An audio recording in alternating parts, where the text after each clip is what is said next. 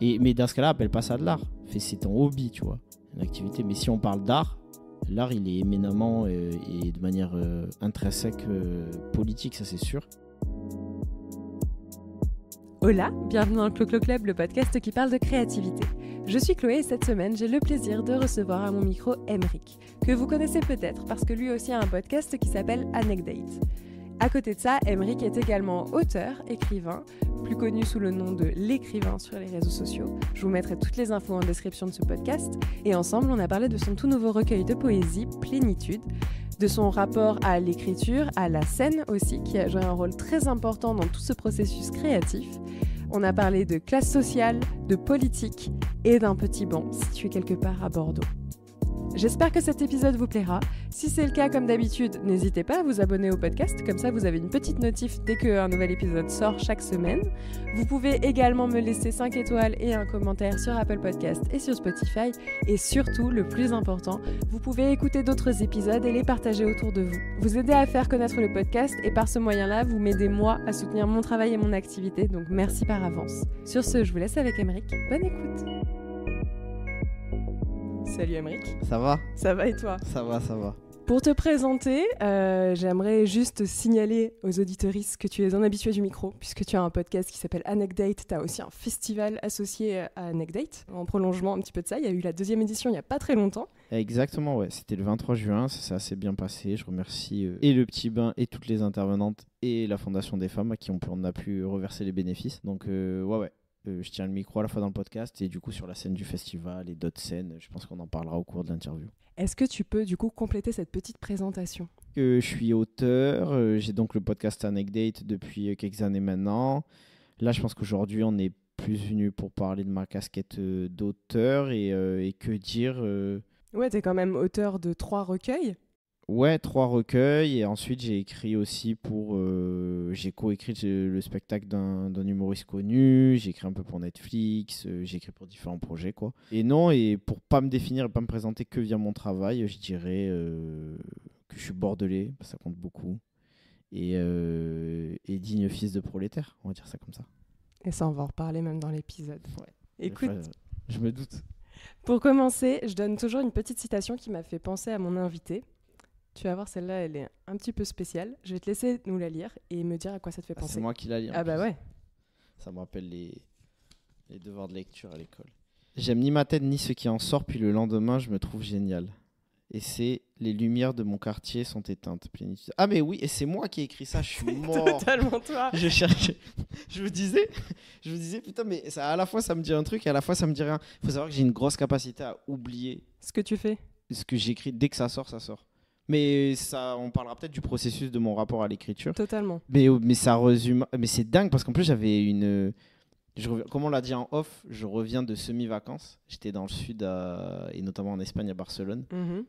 Et j'ai fait une virée en boîte de nuit qui m'a redéclenché un peu une insécurité que je parle en plus dans le livre et tout. Et ensuite j'ai eu des discussions du coup avec 2 personnes de mon entourage et grosso modo je leur disais ça.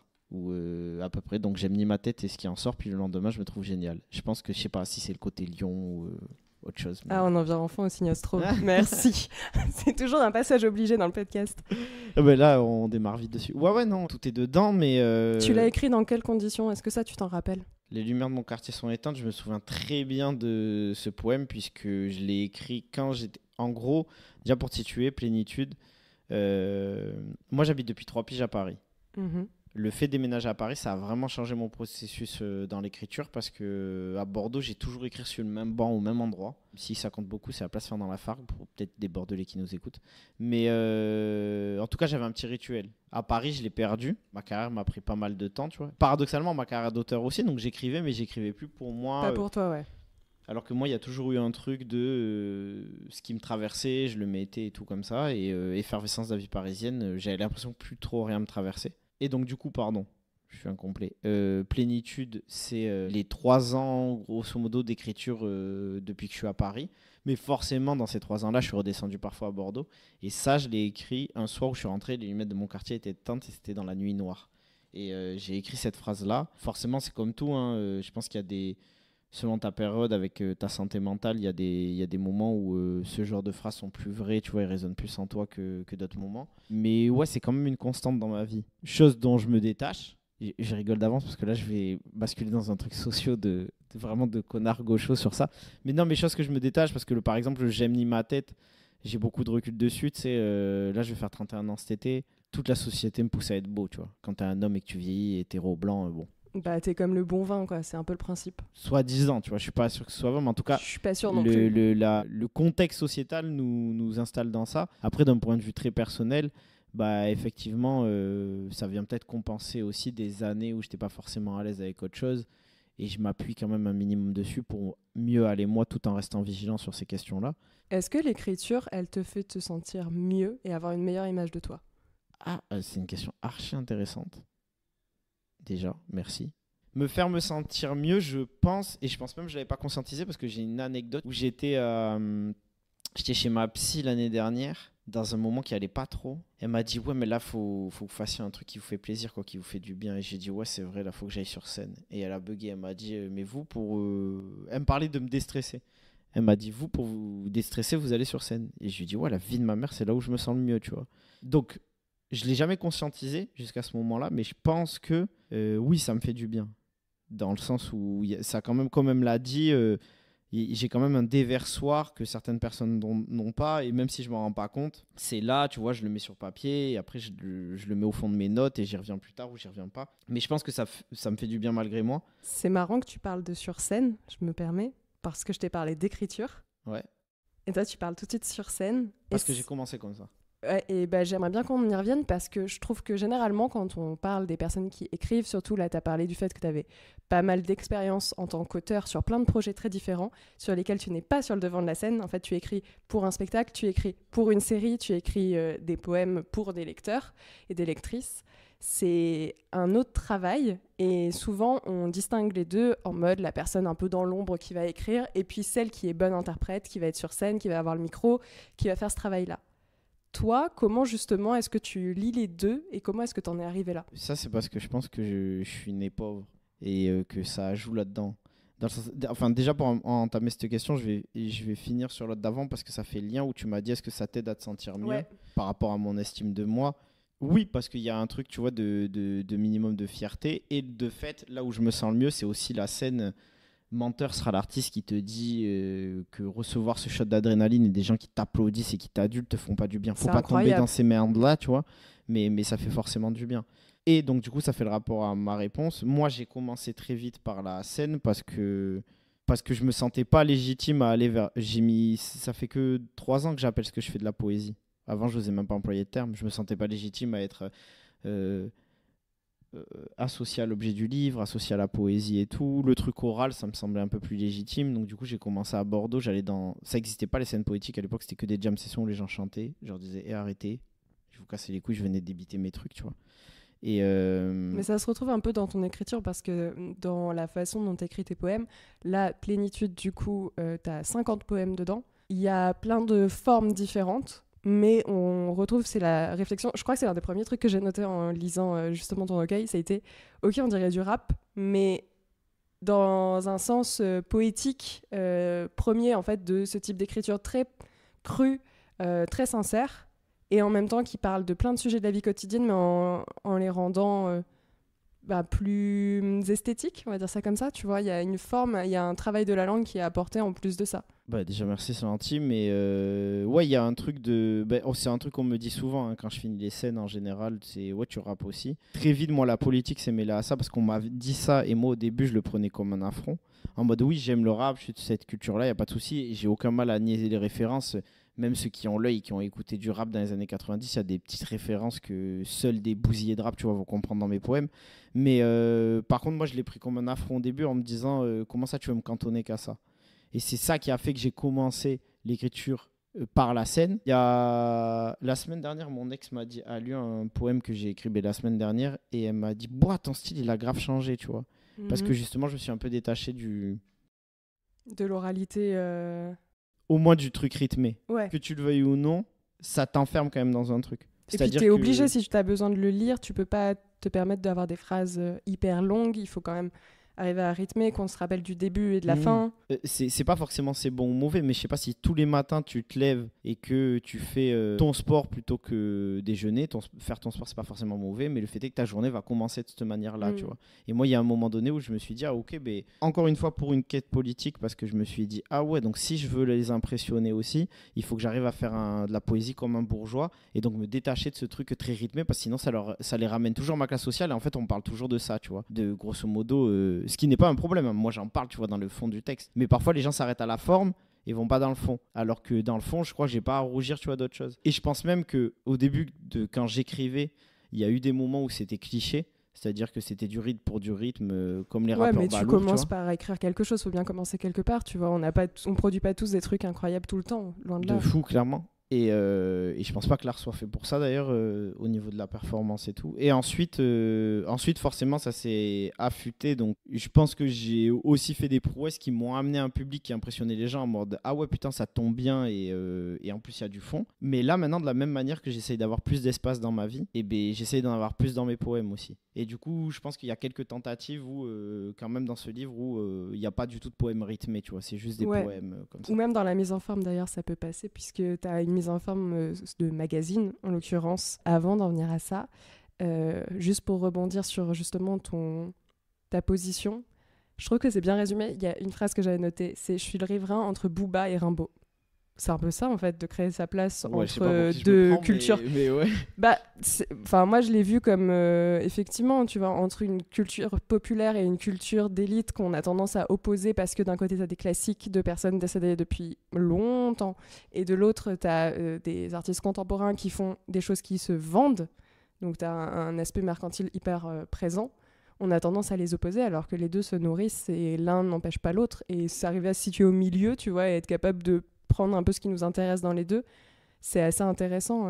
C'est un peu ce que tu fais en fait dans ta façon de travailler, de ce que je comprends. Ouais, de ouf. Je pense que j'ai plus tendu vers le côté. Du coup, avec les années, je tends plus vers le côté Rimbaud, tu vois. Enfin, en toute proportion gardée, je veux dire au moins dans la forme, tu vois, dans le style, c'est ce que je voulais dire. Et pourtant, tu as choisi la forme d'un magazine pour ton recueil. Ouais, qui était aussi lié à une question d'accessibilité, sans tomber dans le paternalisme et de dire aux gens de les prendre pour des cons en mode vu qu'il y a des images, tu vas le lire. Venant de ce milieu-là, en fait, tous mes meilleurs potes d'enfance, ils sont très clairs là-dessus en mode ah ouais, certain qu'on est trop content pour ton livre, mais en vrai, on s'en bat les couilles, on va pas le lire, tu vois. Et eux, c'est des soutiens, et je les remercie pour ça de fond au nom du cœur, mais c'est des soutiens en mode ils vont l'acheter par dizaines et tout, ils vont se souvenir. Mais ils vont pas l'ouvrir. Mais ils vont pas forcément. Sauf que là, avec ce magazine, il y avait un truc c'était un objet plus accessible, tu vois. Parce qu'il n'y a pas de rapport de classe où tu te dis le livre c'est pas pour moi, et parfois c'est inconscient, c'est intériorisé. Mais du coup, le but, c'est d'aller briser ça et de dire ça peut être un objet cool, à la fois l'objet hype que les gens ils peuvent garder en tant qu'objet déco sur leur table de nuit, tu vois, sur leur table de salon. En plus, je reviens de chez mon petit frère, il a fait ça, tu vois, c'est son objet de déco de table de salon. Autant que ça puisse avoir un côté accessible. Et ouais, c'est ça que je voulais dire, oui, entre Booba et Rimbaud. Donc du coup, il y a ce truc, ouais, il y a aussi ce mix-là, tu vois, dans la forme, comme tu le dis. Il y a aussi ce mix-là. Et désolé, je vais rajouter un truc sur la question par rapport à avant, mais parce que ça me marque. Tu sais, il n'y a pas d'ordre de question, c'est vraiment on discute. Et parce qu'en plus, j'ai franchement le cerveau, moi, qui paraît qui revient. Mais typiquement, un poème comme Le portail n'est plus cassé ou Un moustique en hiver, c'est des trucs qu'avant, je ne me serais pas autorisé à faire. Pourquoi ? Parce que justement, là, c'était le côté angle mort, je pense, de l'école où je venais. Ou parce que moi, j'ai écouté du rap avant de lire. J'ai lu très, très tard dans ma vie. Donc, pour moi, ce qui était bien, mon prisme du bien, c'était un truc il fallait que ça rebondisse, même à l'écrit.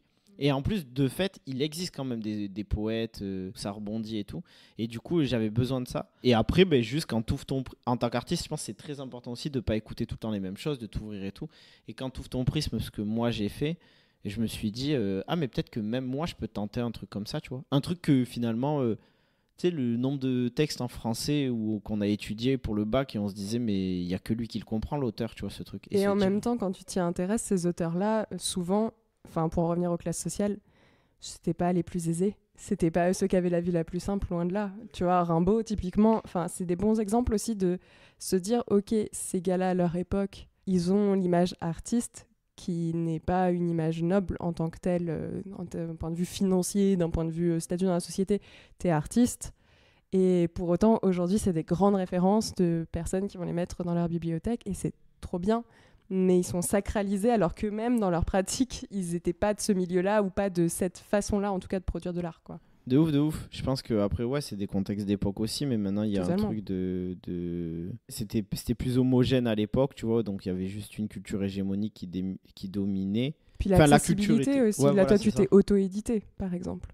Ouais, je me suis auto-édité parce que je me suis toujours dit, si jamais il y a une... C'est pas une diatribe contre les maisons d'édition, tu vois, s'il y en a une qui rentre en jeu, mais je sais pas, je le considère un peu plus sur si c'est des projets limite plus sur un essai, tu vois, un truc comme ça, ou alors au moins un objet abouti, etc. Mais sur ma poésie, et là où vraiment ce livre-là, je le sors avant tout pour moi. Flemme de, tu vois, j'en ai déjà eu des rendez-vous, on demande quelques concessions et tout, c'est pas trop mon truc.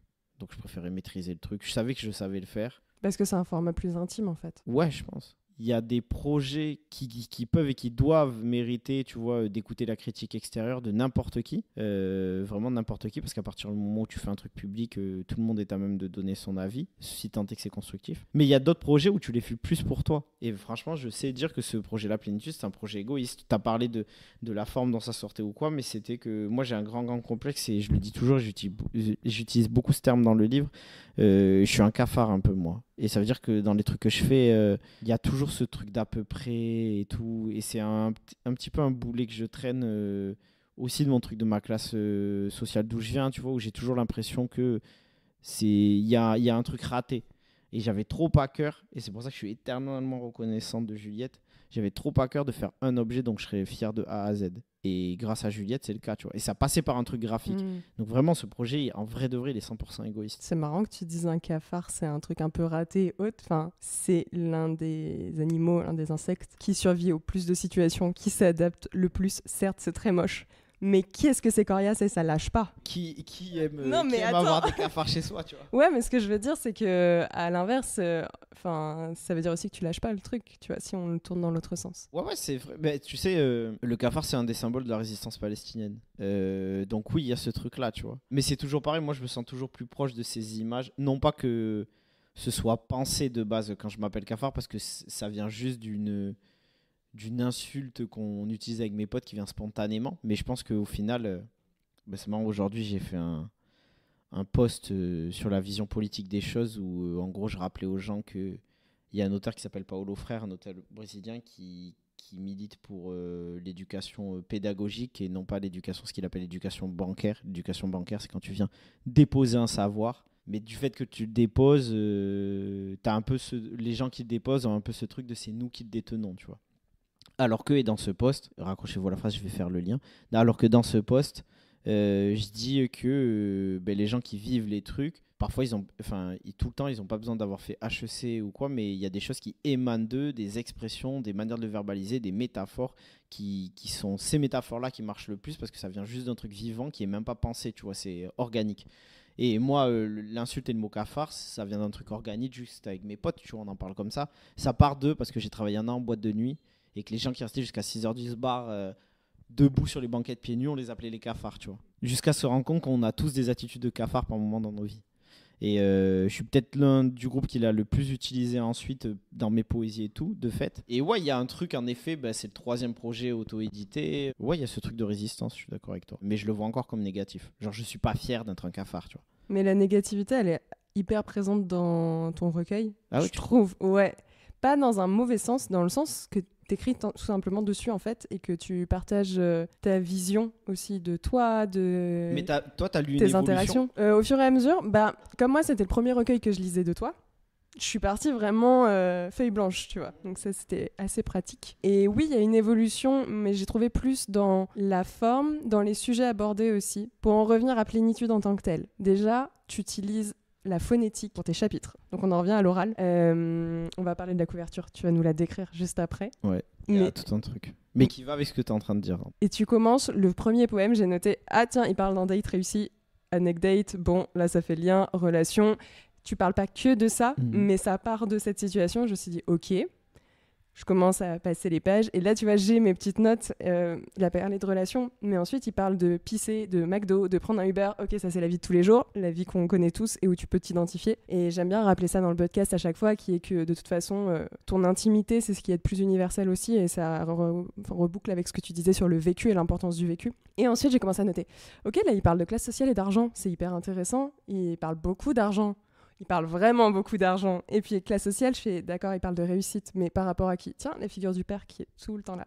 Et en fait, tu parles beaucoup de ton père aussi dans ce recueil, de rapport à la masculinité qui en découle aussi par rapport aux émotions. Tu as des parenthèses sur l'actualité, la société en tant que telle, et c'est en ça que, tu vois, je me suis permise aussi de faire le rapprochement avec le rap, parce qu'encore une fois, c'est partir du réel et en parler avec des mots du quotidien. Mais tu me diras, un roman, c'est exactement la même chose. Et les derniers points que j'ai notés, ça a été la santé mentale et la tristesse qui ressortent. Donc tu vois, l'évolution, elle passe de ta zone de confort, les relations, ensuite à quelque chose d'hyper, j'allais dire ancré dans le réel, mais ouais, d'hyper tangible. Et hop, après, tu repars sur des choses beaucoup plus profondes et beaucoup plus fragiles. Bah, il y a grave de trucs à dire. Déjà, est-ce que tu es content de cette petite analyse? Ouais, de fou. Et comme je te l'ai dit juste avant, moi j'estime que même si j'ai mon idée du truc, quand tu sors, ça appartient aux gens, tu vois. Oui, et puis après, tu l'as quand même guidé, tu vois, avec des parties, lutte, amour, interlude, spleen. Voilà, et donc du coup, c'est sur ça que j'allais revenir. Le seul truc qui était vraiment pensé, c'était finir sur le poème La Moisson. Pour le coup, il est positif, tu vois, le poème. Il dit, en gros, c'est un poème sur qu'est-ce qu'on vient récolter, de tous ces travaux sur notre santé mentale et tout. Donc, je voulais finir sur ça. Et de toute façon, donc, comme tu as dit, le livre s'appelle Plénitude, mais Plénitude écrit P-L-A-I-E, comme la plaie, et Plénitude. Et donc, je vais parler de la pochette. La pochette, c'est une photo d'un individu qui a, je vais pas le dire trop, je vais bien choisir mes mots pour pas te donner les réponses. Mais non, je vais te poser la question. Pour toi, c'est quoi l'individu sans sourire? Il lui manque une dent, hein, il a une dent. Pour moi, il a une gueule de boxeur. Mais il a un sourire de victoire, tu vois, mais après un combat de boxe, donc il lui manque des dents. En plus, on voit pas ses yeux, c'est vraiment, t'as coupé juste le nez, la bouche. Donc c'est quelqu'un qui sourit et on peut se demander, soit est-ce que c'est une dent cassée ou est-ce que c'est une dent de lait, tu vois? Et pour moi, c'est toute l'interrogation du bonheur, c'est-à-dire, et que je m'interroge dans Plénitude, et d'où le nom aussi. C'est est-ce que le bonheur est un truc qu'on a arraché et c'est fini, tu vois, cet individu-là qui se décrit dans ses poèmes, ou est-ce que c'est un truc qui est tombé de par son vécu dans sa classe sociale, etc. Et est-ce que ça peut repousser, etc. Le dernier poème, comme j'ai dit, il est positif, donc ça laisse quand même entrevoir un début de réponse. Surtout que, en plus, je pense que ça se ressent dans le poème aussi, c'est revendiquer. Je suis quelqu'un de gauche et j'estime que tu peux pas être de gauche si t'as pas d'espoir. Donc c'était important de finir sur une note positive. Surtout que j'ai beaucoup été négatif dans ma vie et que ça en est fini vraiment, tu vois, c'est pas un truc que je veux être encore. Ça a été une longue hésitation de est-ce qu'on met partie après partie, et je trouvais que ça allait faire trop surchargé, tu vois, et j'aimais pas. Donc je voulais que ça se mélange et je voulais aussi qu'on puisse lire le poème où tu l'ouvres et tu te retrouves. Tu prends au hasard en fait. À tel moment. Donc j'ai fait le choix de le mélanger. J'ai fait un premier ordre pensé par j'aimerais que ça s'enchaîne comme ça. Ensuite Juliette est repassée dessus pour que ça ait encore plus un sens graphiquement. Donc elle a fait quelques petites modifications sur l'ordre, mais grosso modo elle a maintenu ce que je lui avais proposé. C'est marrant que tu m'aies parlé du premier poème parce que c'est mon... Bon déjà moi j'ai une capacité à dès que je finis d'écrire un truc, tu sais, ça a été une casse-tête de fou. Parce qu'il y a des fois où je finissais, je pense que je ressors mes stories privées à mes potes, il y a des fois où je finissais, je me disais ah c'est génial, le lendemain je relisais, je me disais ça a chier, faut tout que je recommence, tu vois. C'est l'inverse de la citation que tu as lue tout à l'heure. Et ouais, exactement. Mais vraiment, premier poème, là je le relis, en plus à chaque fois j'ouvre le livre, c'est le premier. J'ai le seum de l'avoir mis en premier. Pourquoi ? Je trouve ça trop cliché. Je parle déjà d'anecdotes. En fait, le fait est que ceux dont je parle de moins dans ce livre, dans Plénitude, c'est d'amour au final. Amoureux au sens avec les femmes, tu vois. Mais en fait, les femmes sont très absentes de ce recueil. Et alors que quand j'ai commencé l'écriture, notamment sur mon premier livre et tout, je parlais que... je pense que comme tout le monde qui commence à écrire, je parlais que d'amour, tu vois. Et de la même manière, mais ça va avec ma vie privée, de la même manière où c'est un peu sorti de ma vie, c'est aussi sorti de mes poèmes, mais parce que je me concentrais plus sur autre chose. Et du coup, là, en relisant, j'ai le seum parce que je me dis, si je trouve un peu sur quelqu'un de feignant, ou alors quelqu'un qui juste a eu l'habitude de me lire avant, il va se dire est-ce qu'il y a vraiment une évolution, tu vois. Après, ça peut rassurer des personnes aussi de se dire ah ok, je suis un terrain connu, je le retrouve, et la page d'après être surpris. Il est vrai, tu vois. Mais en plus, le deuxième truc de ça, c'est que je trouve que c'est un poème, le premier que j'ai mis, je suis en train de descendre, l'autopromo est folle. Je pense que c'est un poème que tu peux mieux comprendre si tu me connais, si tu m'as déjà lu, mais il peut être, et je comprendrais totalement des gens qui l'interprètent mal s'ils le lisent. Tu vois, s'ils me connaissent pas et qu'ils le lisent, qu'ils n'ont pas le background de ce que je fais sur les réseaux, mes propos politiques et tout, de tout le reste qu'il y a dans le livre, en fait, il y a trop de zones de grise dans ce... Donc je regrette un peu de l'avoir mis en premier. Et en fait, c'est juste, je le relis et je l'aime pas. Alors qu'en même temps, tu parles d'un date, en gros, qui s'est passé d'une façon différente des autres. Mais derrière, ce que tu n'arrêtes pas de dire, c'est « je deviens un adulte ». C'est ça qui ressort dans ce poème. En vrai de vrai, pour moi, il parle même pas d'amour et d'une meuf. Il parle surtout du fait de... l'évolution de ton rapport à ça et même c'est quoi devenir adulte. Exactement. Et en fait, en ça, je trouve que c'est un bon préambule du reste, puisque ce que tu vas partager, c'est ton regard d'adulte sur tes conditions sociales, sur le milieu d'où tu viens, sur le rôle que ton père a joué. Il y a une phrase que je m'étais notée. Tu as écrit « J'ai trop prêté ma plume à l'amour sans soigner l'homme qui m'a enfanté ». Et là, c'est ce que tu fais, en fait. Tu prêtes ta plume à cette relation, par exemple, qui est une autre forme d'amour, amour filial et paternel. Ouais, clairement, ce texte-là, pour te dire, de base, c'est une chanson que j'ai enregistrée, que j'ai jamais sortie. Je l'ai dans mon téléphone, là.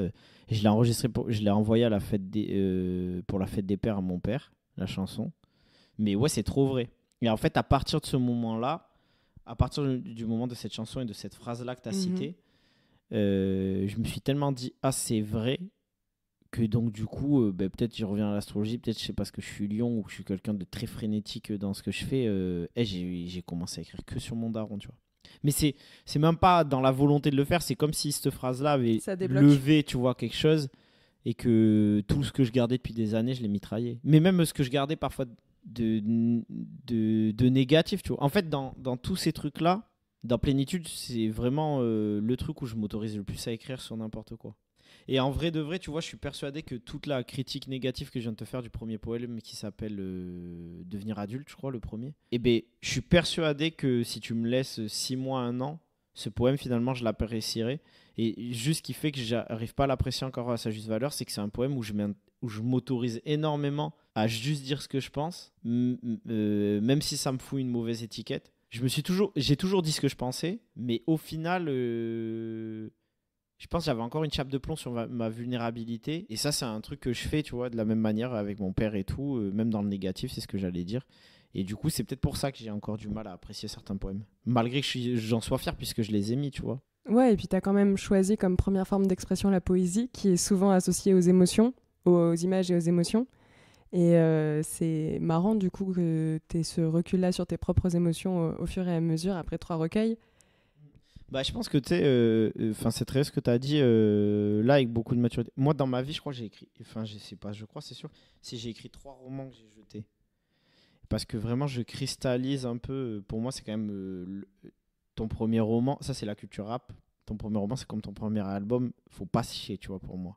Et en vrai, heureusement, je les ai pas sortis avant. Il y a même des projets qui sont tombés à l'eau et que j'ai eu ce recul-là de les jeter. Parce que pour moi, dans un roman, tu peux pas être frénétique comme je l'ai été pendant longtemps dans mon écriture. Et j'avais besoin de passer par notamment l'objet plénitude, qui est peut-être le dernier objet de transition. Où... sortir tout ça. Ouais, tu vois, sortir.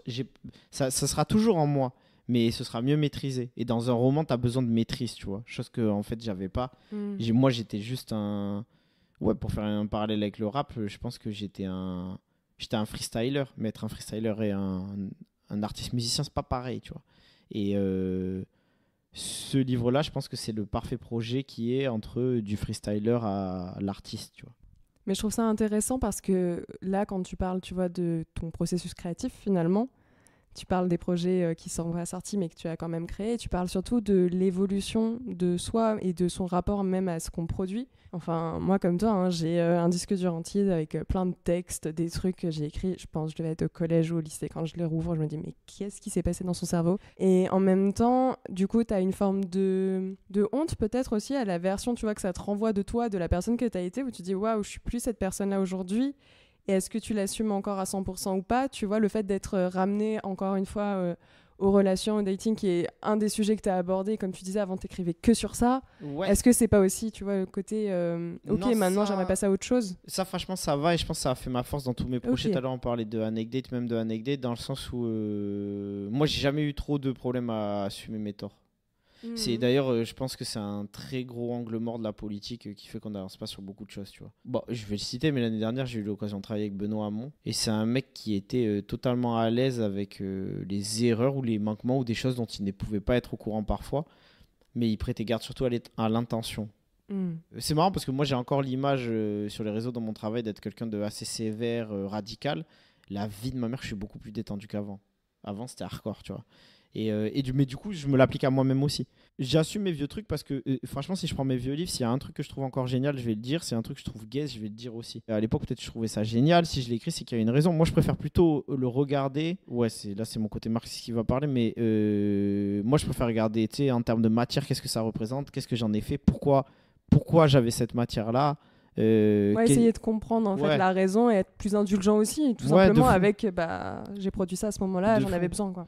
De fou. Et dans ce rapport-là, la scène, ça m'a beaucoup aidé. Parce que là, cette année, en fait, par rapport en parallèle de Plénitude et de ce projet-là que je préparais, j'ai rodé mon seul en scène qui s'appelle Salaud de pauvre toute l'année. Et donc, il y a rien de Salaud de pauvre dans Plénitude. Mais le fait d'aller sur scène, tu sais, c'est paradoxal là, ce qu'on disait tout à l'heure, parce que quand tu finis ta scène, parfois, tu as des applaudissements de fou, ça te fait un boost d'ego. Mais quand tu es dessus jusqu'à que tu finisses, c'est le truc où il faut le plus d'humilité possible. Et tous les artistes n'en font pas preuve, hein. La preuve, c'est que j'ai une anecdote, mais il y a une passage de mon spectacle qui s'appelle Une montre et un four, tu vois. Ce que le capitalisme fait aux gens, mais dans leur foyer, comment ça les transforme, comment ça les rend, tu vois. Ils sont plus fiers d'eux, ils se laissent aller sur le ménage, des trucs comme ça et tout. Et c'est un texte que j'ai écrit dans ma vie suite à une anecdote que j'ai vue chez moi, tu vois, de mes yeux. Donc j'ai vu le four de ma cuisine de mes parents et une montre que j'avais achetée à ma mère qui n'avait jamais servi. Et vraiment, ce texte, je l'ai écrit en pleurant, tu vois. Et je le fais sur scène, donc pour moi, c'est l'un des textes les plus tristes que j'ai fait de ma vie. Je le fais sur scène, je commence, le public il rigole dans les 10 premières secondes. Et là, tu as deux choix. Et moi, je dis toujours, quand je conseille des gens sur des trucs scéniques, je leur dis toujours ça. Pour moi, tu peux pas aller contre le public. Et je fêtais ce soir-là, j'ai suivi le public. C'est pas devenu un texte hilarant, c'est pas devenu un stand-up, tu vois. Mais il y a eu de l'espace et de la légèreté dans ce texte-là que j'avais pas perçu moi. Et du coup, dans ma manière de l'écrire, j'ai fait quelques modifications et surtout de l'interpréter, ça a tout changé.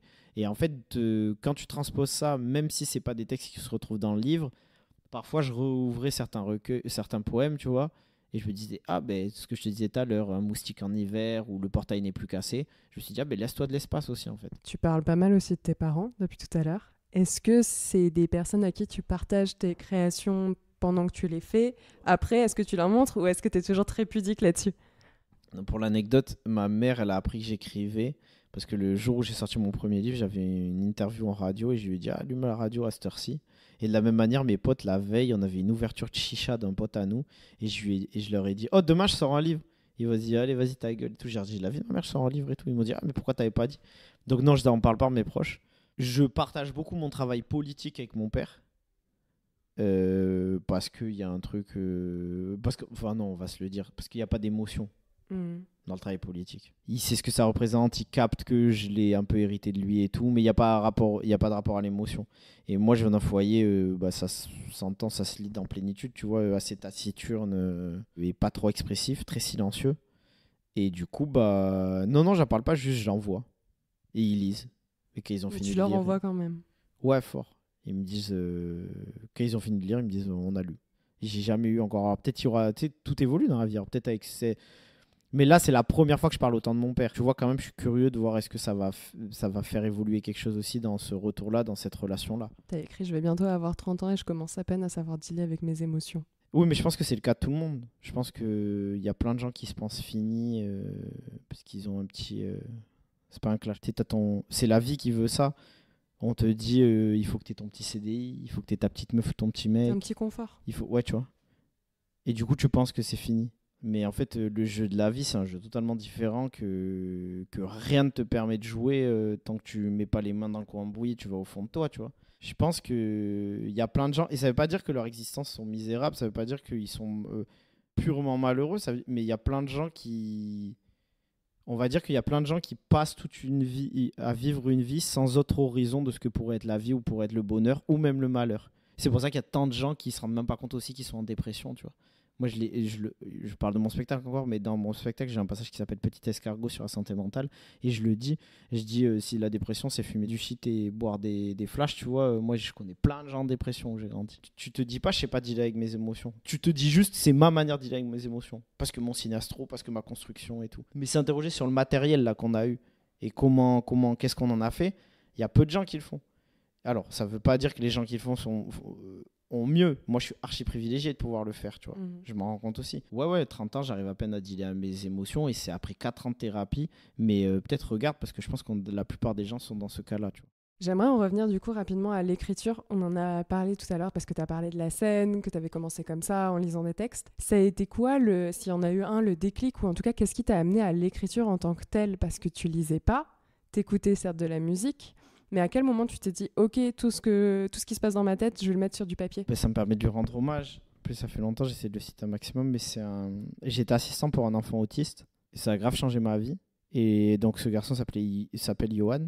Et du coup, c'était un garçon terriblement intelligent. Et il y a des fois, mais tu sais, il avait un parcours adapté où en gros, dans l'autisme, souvent, il y a des grosses facilités sur les matières scientifiques. Oui, et puis ça dépend de la forme d'autisme en l'occurrence. Oui, c'est un spectre, l'autisme, en effet. Exactement.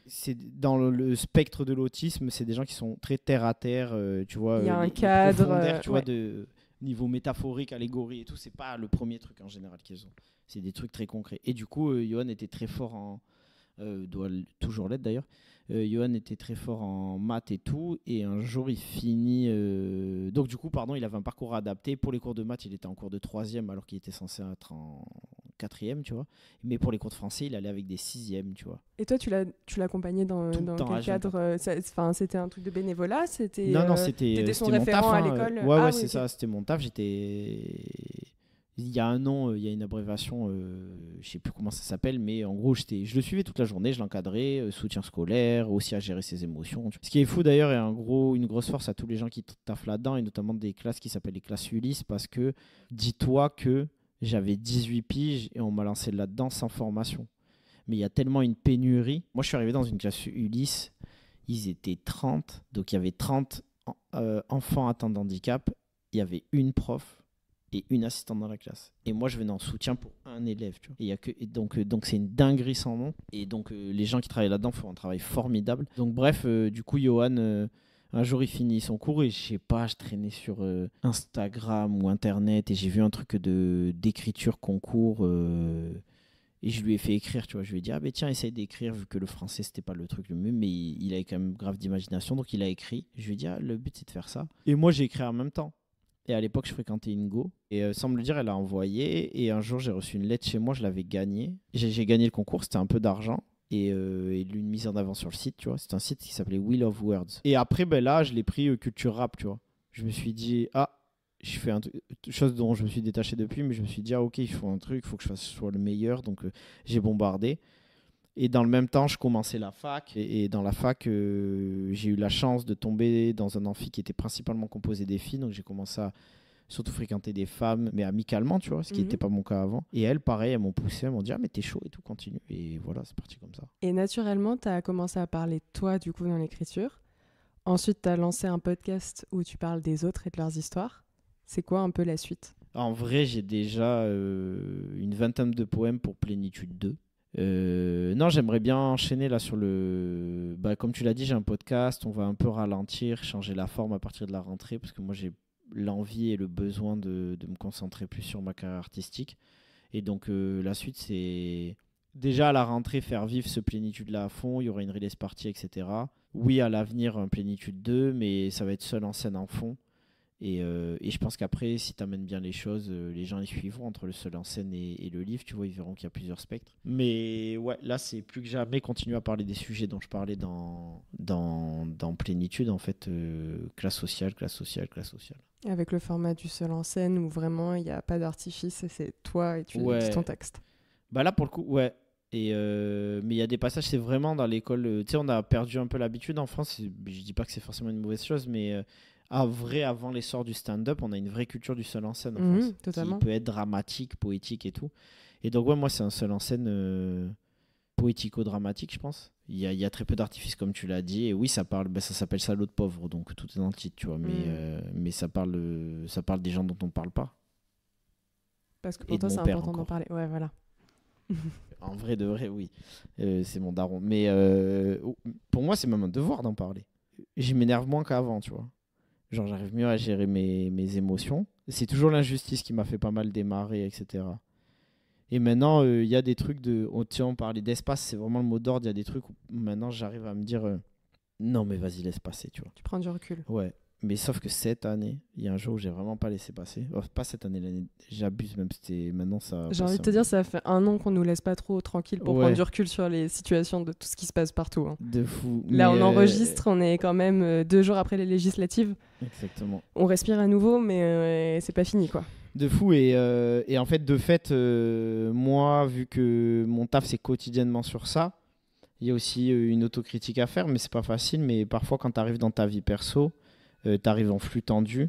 Donc, des choses que tu pourrais laisser passer, tu vas rebondir dessus, tu vois. Et donc, j'essaie de lâcher du lait sur ça. Mais bref, un jour, j'arrive et il y a une personne qui me dit ah putain, mais c'est drôle, truc de fils de prolétaire et tout. Tu vois, t'aimes bien le mettre en avant et tout. Et moi, je l'ai pris. Et je sais que dans l'intention, il n'y avait pas quelque chose de mal. Mais ce jour-là, j'avais pas l'espace, tu vois, pour prendre du recul dessus.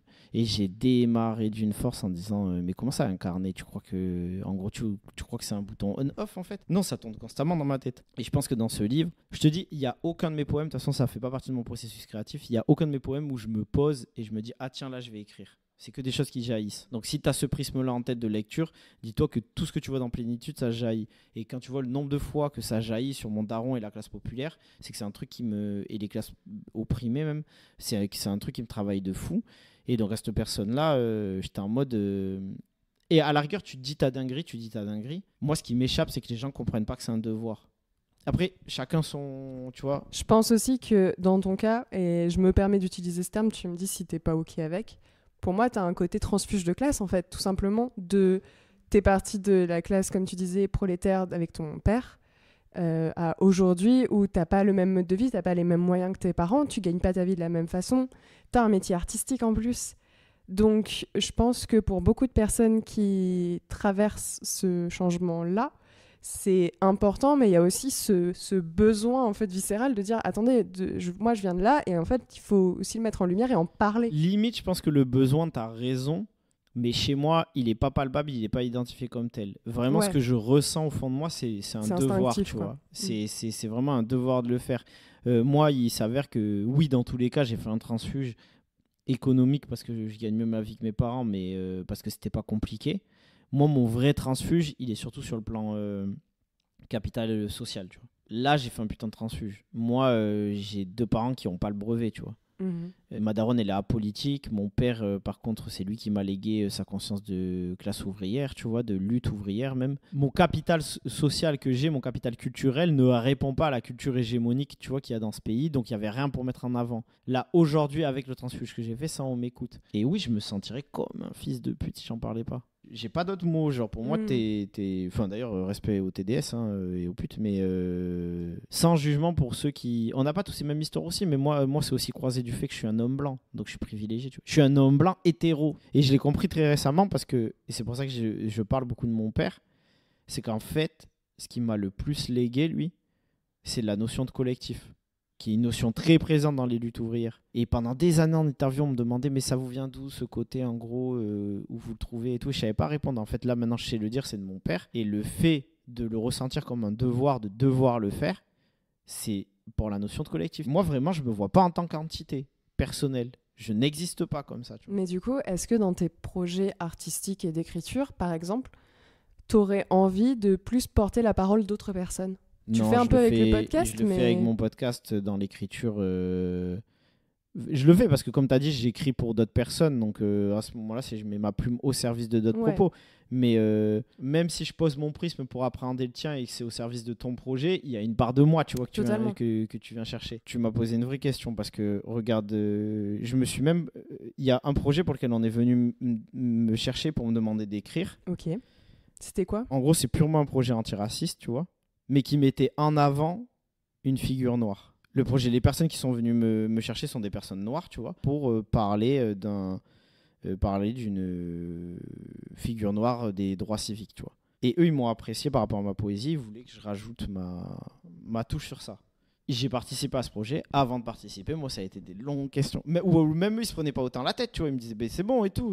Ta légitimité à parler en fait de ça. Du coup, c'est très important qu'il y ait des projets qui se fassent en pure communauté, où il n'y a aucun blanc, aucun homme, aucune personne cis, aucune personne hétérosexuelle et tout. Et quand ces projets-là viennent me voir, désolé, on est parti sur une discussion assez technique politique, mais quand ces projets-là viennent me voir, moi, je regarde, tant que la personne concernée, elle est derrière le projet de A à Z, c'est son idée et que c'est elle qui est le plus payée.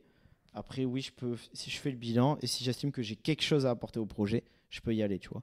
Et là, ce qui était le cas. Et donc, du coup, pour finir et répondre à ta question, quand je me mets au service d'un autre projet, c'est purement ça. C'est déjà, première question, est-ce que je peux t'apporter quelque chose ? Parce que parfois, c'est très flatteur. L'idée, c'est marrant, j'en parlais avec une meilleure pote à moi hier sur un truc où, en gros, je fais un festival de musique dans quelques jours et ils ont booké des humoristes du moment. Et je me suis dit, ça, c'est un putain de truc capitaliste parce que t'as vu, dès qu'il y a quelqu'un qui ressort, on veut l'essorer et le mettre partout. Et alors, effectivement, c'est pas aux individualités de porter le poids d'un système, mais au bout d'un moment, tu peux quand même t'interroger en tant qu'individualité. Et moi, je suis très en mode, je cours pas après le fait d'être partout, tu vois. En tout cas, il y a, oui, pour quand t'écris pour quelqu'un d'autre, en tout cas, dans mon cas, il y a une grosse part de réflexion avant qui permet peut-être après l'instinctif qui jaillit, mais t'es obligé, t'as une part de réflexion que oui, j'ai pas quand j'ai pris pour moi. Ou alors je l'aurai quand je t'ai dit sur le fameux roman, les choses comme ça, où là je me poserai. C'est qui les figures qui t'inspirent ? Mon père, toutes les figures de lutte de gauche, tu vois, ouvrière. L'art, c'est politique pour toi. Hein ? L'art, c'est politique pour toi. Bien sûr qu'il y a le connard qui va oser venir me dire... La vie de ma mère, ça, je veux bien en croiser une ou un en soirée qui ose me dire le contraire. Toute personne qui revendiquerait que l'art n'est pas politique, c'est juste des privilégiés qui ont l'espace et le temps d'incarner l'art, tu vois, comme ça, de temps en temps. Mais dans ce cas-là, appelle pas ça de l'art. C'est ton hobby, tu vois, une activité. Mais si on parle d'art, l'art, il est éminemment et de manière intrinsèque politique, ça c'est sûr. Mais les figures qui m'inspirent le plus, c'est des figures politiques, je pense. Tu vois, ces gens-là, ils vont pas m'inspirer que quand je vais écrire des classes populaires. C'est-à-dire que je vais repartir de ces gens-là, même pour ma vision de l'amour, je vais en ressortir grandi, tu vois. Dernière question du podcast. On va changer un peu d'ambiance, on repart sur un truc un peu plus léger, de l'espace, justement. Ce serait quoi pour toi ton rituel idéal pour écrire, maintenant que tu n'as plus ton banc à Bordeaux ? C'est intéressant. Je pense qu'il y a une bougie dans l'histoire. Ça me détend beaucoup, les bougies. Du silence. Genre, j'ai beaucoup de mal avec le bruit. Genre là, tu vois, en général, je travaille toute l'année, je coupe pendant l'été et je pars tout le temps en altitude. L'année dernière, je suis parti en Suisse à 3000 mètres d'altitude. J'ai loué un truc où il n'y avait pas de bruit le matin. Les seuls premiers bruits que tu entendais, c'était le bruit des cloches des chefs qui descendaient de la montagne. Mais pour moi, il y a une citation de Pablo Picasso que j'aime beaucoup. En gros, un jour, il est en train de peindre et son voisin passe à côté de lui. Il dit « Oh, tu travailles ?» Et il lui dit « Non, là, je me repose. » Et un autre jour, Picasso, il est assis sur un banc, tu vois, et il a l'air de rien faire en apparence. Et son voisin lui dit « Ah, tu te reposes ?» Il lui dit « Ah non, là, je travaille. » Et moi, je le vis un peu comme ça, mon art, tu vois. C'est que j'écris quand j'écris pas. Quand je suis au sommet de cette montagne, il y a juste le rien, beaucoup d'espace, beaucoup de silence. Là, c'est le processus où j'écris. En fait, tu mets le doigt sur le fait qu'on nourrit plein de choses dans notre tête avant de passer à l'acte de le mettre sur papier ou dans un autre médium, en fait. Et de fou. Et ça nourrit aussi un truc qui revient un peu... Alors, à la mode, je vais pas m'emballer parce que ça part pour le moment encore de secteur de gauche très militant. Mais en vrai de vrai, certains politiques se réapparaissent de ça. Mais c'est surtout la question du droit à la paresse. Moi, dans mon approche, je préfère encore même le thème paresse pour vraiment scinder totalement avec le côté productivité de la procrastination, qui a quand même un truc de remettre à demain. Ouais. Ou alors, en vrai, moi, ce que je revendique, c'est juste de rien faire, tu vois. Et c'est archi dur. Hein. Là, je suis parti en semi-vacances. J'ai pas réussi, tu vois, à rien faire. Alors, j'ai quand même réussi. Et pour te dire, c'est là où je me suis dit, ah ouais, putain, cette vie, elle est quand même dingue. Cette année, à part mes livres pour mon taf que j'ai dû lire, pour mon plaisir perso, j'ai réussi à lire aucun livre. Et là-bas, en 2 jours, j'en avais lu un, tu vois. C'est ça à chacune de mes vacances. Tu vois, et ça fait tellement de bien en plus. Et ça devrait nous alerter, tu vois, sur au moins, tout le monde n'est pas prêt à rejoindre la lutte anticapitaliste et c'est pas grave, faut pas que les gens se blâment ou quoi. Mais le moindre de trucs, c'est essaye de ramener des notions au moins dans ton quotidien pour toi, pour te soulager à toi des notions anticapitalistes et offre-toi des moments de paresse dans ton quotidien. Quand tu peux te le permettre. Mais justement, je pense que c'est encore plus important à le répéter aux gens qui sont tout en bas et le plus opprimés parce que eux, ils vont encore plus se sentir coupables de rien faire alors que non, plus que jamais, c'est encore plus vous qui avez le droit de rien faire par moment, tu vois. Et c'est pas grave. Alors ne vous inspirez pas de Pablo Picasso car je ne le cautionne pas, mais sur le principe, oui. Autorisez-vous des pauses. Une bougie, la montagne, du silence et de la paresse. Exactement. Merci beaucoup, Aymeric. Merci à toi. Merci d'avoir écouté cet épisode et merci à Aymeric pour la confiance. Je vous invite à précommander dès maintenant son recueil Plénitude. Je vous mettrai le lien en description de cet épisode. Vous pouvez également le retrouver sur les réseaux sociaux @anecdate et @lescrits20. Des cris comme on crie et ils sont 20. Voilà, vous avez le jeu de mots. Vous pouvez également d'ores et déjà vous abonner au Clo-Clo Club pour soutenir mon travail. Je vous invite à écouter d'autres épisodes, voilà, un peu dans cette vibe-là autour de l'écriture. J'en ai enregistré un récemment avec Balkis, qui elle aussi écrit de la poésie. Vous pouvez me laisser 5 étoiles et des commentaires sur Apple Podcast et sur Spotify ou venir directement m'écrire en DM sur les réseaux sociaux @clocloclub et me dire ce que vous avez pensé de cet épisode. Moi je vous dis à la semaine prochaine avec de la rediffusion car ça y est, le Clo-Clo Club est en vacances. On se retrouve à la rentrée avec de la nouveauté et je vous souhaite un très bel été. Bye!